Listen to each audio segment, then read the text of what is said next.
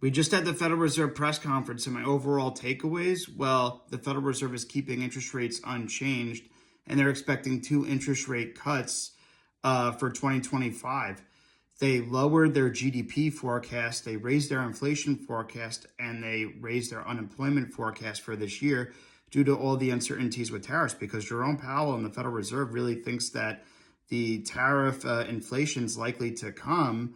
Jerome Powell thinks that someone's ultimately going to pay for the tariffs, whether it's the manufacturer, the retailer, the importer, or consumer. Someone or all parties will ultimately pay. It seems like they think it's the consumer. Obviously, we haven't seen that really yet in the inflation data from April and May with the tariffs in effect. But a lot of companies stocked up on inventory ahead of these tariffs. And once that inventory depletes, it's likely that they'll either eat these higher costs in their margins or pass these costs on to consumers. So the jury's out whether that inflation will accelerate in the June and July inflation reports. The Fed will keep a close eye on that. I still think that the Fed will ultimately eat it in their margins because of the demand shock and growth slowdowns, and that ultimately we might have an increase in unemployment, which because of that, which will ultimately give the Fed the green light to cut rates this year. Right now, it looks like there'll be a September rate cut priced in. Let's see what happens. I also want to talk about the latest Israel-Iran news. Yesterday, it looks like the tensions escalated. Trump saying that he wants an unconditional surrender of Iran and saying he knows where the supreme leader is, and reports out that they would look at targeting, the U.S. will look at targeting Fordo, the nuclear plant underground, with bunker busters.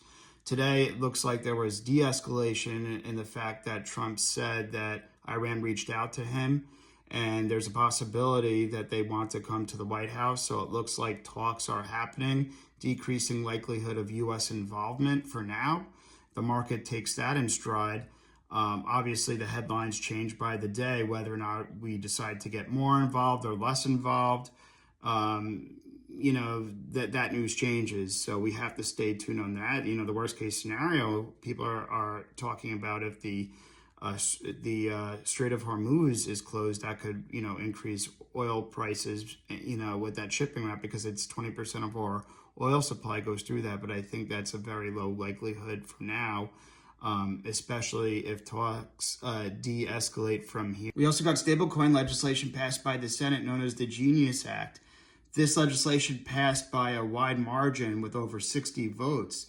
In it, it'll ensure that U.S. remains the leader in crypto innovation with upgrading our payment rails, and this will ensure dollar dominance with these stablecoins backed by U.S. Treasuries, which could ultimately lower interest rates, which could lower our debt. This is good for the consumer, obviously, because it makes payments faster, cheaper, and more efficient with modern financial payment rails. So then wonder why this was bipartisan. You have Circle, which IPO'd a few days ago, up substantially on this news. I think it went up a little bit too fast, but Coinbase also did very well because of this. Crypto is coming. Crypto and AI are the biggest bets right now, and we're finally getting some bipartisan support for stablecoins. So this is good news. It's a big industry. And on top of that, we have the money printer is coming because the U.S. is going to ease some bank lending standard rules, which in effect is like quantitative easing type of thing, or money printing by the U.S. easing these rules on banks. They're less stringent now, and with the money printer going burr, that definitely helps the markets. Like stocks, crypto, gold. Yes, it could lead to more inflation in the coming months, but the U.S. lifting this rule is very bullish for stocks, crypto, and gold.